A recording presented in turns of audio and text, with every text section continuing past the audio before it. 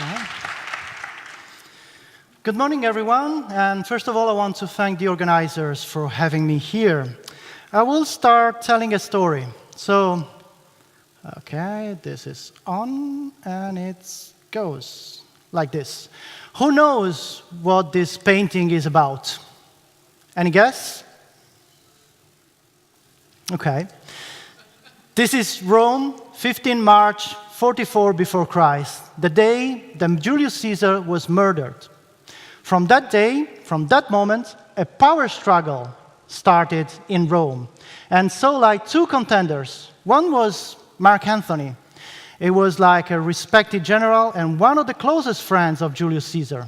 The second one was Octavian, the young adopted son of Julius Caesar himself.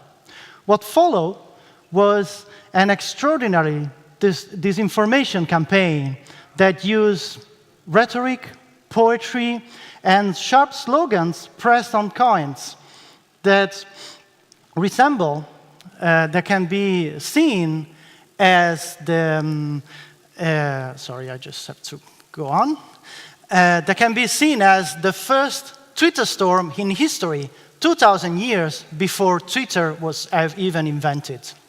But Octavian, despite his young age, proved to be an extraordinary propaganda strategist.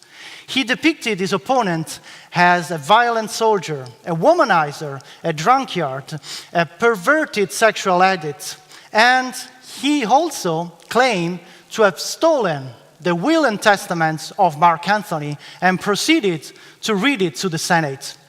Its provisions, allegedly, included vast legacies to Cleopatra's sons and the recognition of Caesarion as the legitimate son of Julius Caesar and then heir to the throne.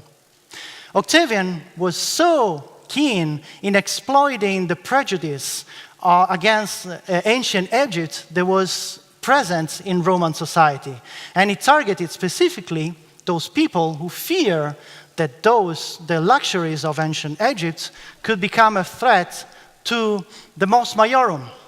The mos maiorum were those traditional customs, practices that regulate every aspect of social life in ancient Rome. And this information campaign and these information strategies has not changed since then. This because they still target exposed vulnerabilities and using emotionally charged messages. Why these emotionally charged messages? And in particular, negative emotionally charged messages like anger or fear, because those messages trigger the survival mode in our brain, which prioritize those information because our brain treats those information as consider those information as that we are in a life-threatening situation. And this is because, like, our brain still believes that we are living in caves surrounded by ferocious beasts. So this information nowadays has evolved from a nuisance confined in obscure online forums into a powerful hybrid warfare tool. And it's been embedded into hostile narratives. What are the hostile narratives? They are like a collection of true and false information, because the most important thing is how the facts are narrated and not the facts themselves. They are organized per team and share among the targeted groups. And if you see that most of the times those narratives are in contrast one with the other, this doesn't matter, because those groups, they don't communicate with each other. So they share those hostile narratives, all share a similar structure. So on the top, there is the fake content. The fake content serves a precise purpose, because when we are told that we need more information, this is not correct. We are drowning in information, but we are starving for attention. And fake content, false news, they do precisely that. They attract our information, and they just get us inside a precise narrative. And from time to time, they reinforce the group cohesion and into this narrative. Then there are the problematic content. The problematic content are basically half-truth, misleading content, or bad journalism. It happens to have bad journalism, unfortunately.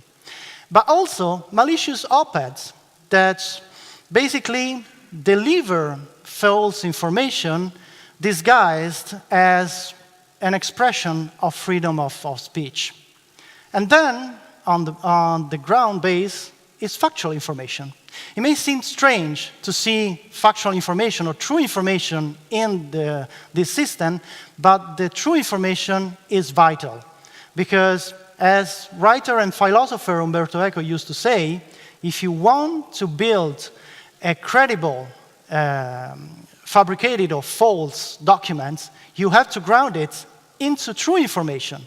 Because people will believe what they can recognize.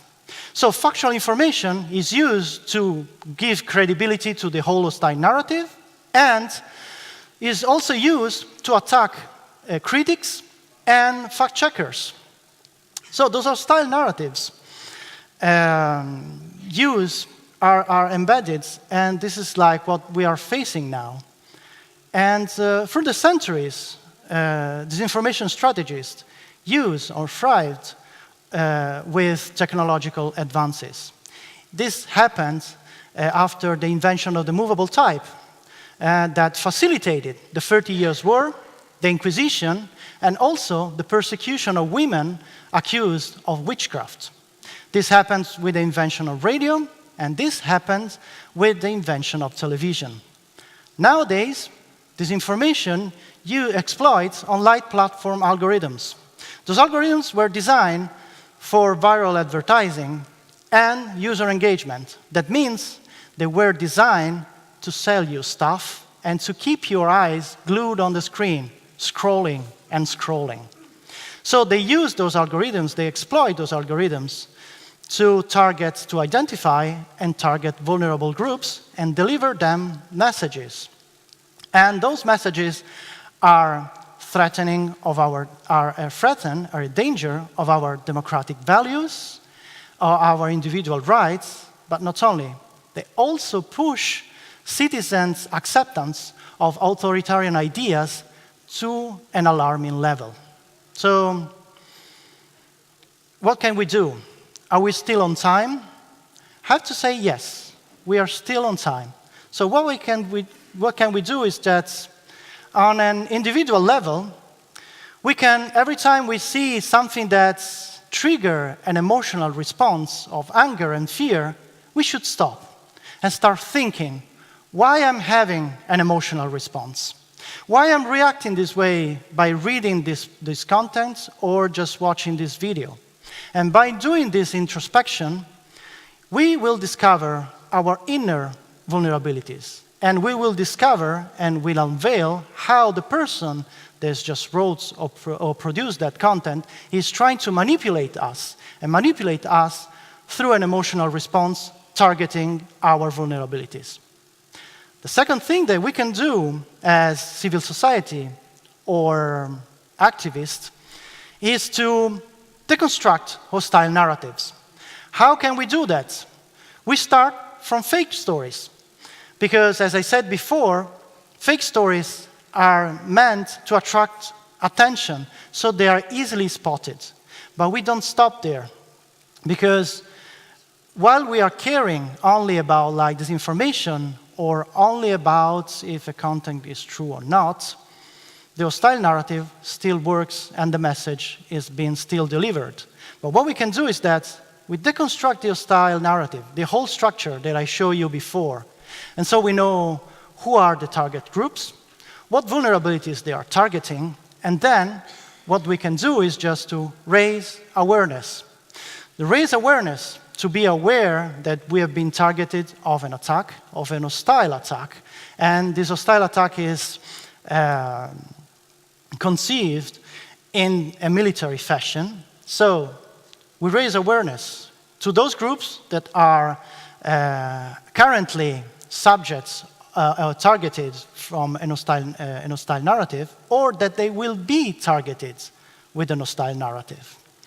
And final thought is that my research and my study on hostile narrative will be published soon, in some weeks. So if you are interested in reading it, just please follow my Twitter account, and I will announce when it will be freely available to read for everyone. Thank you all.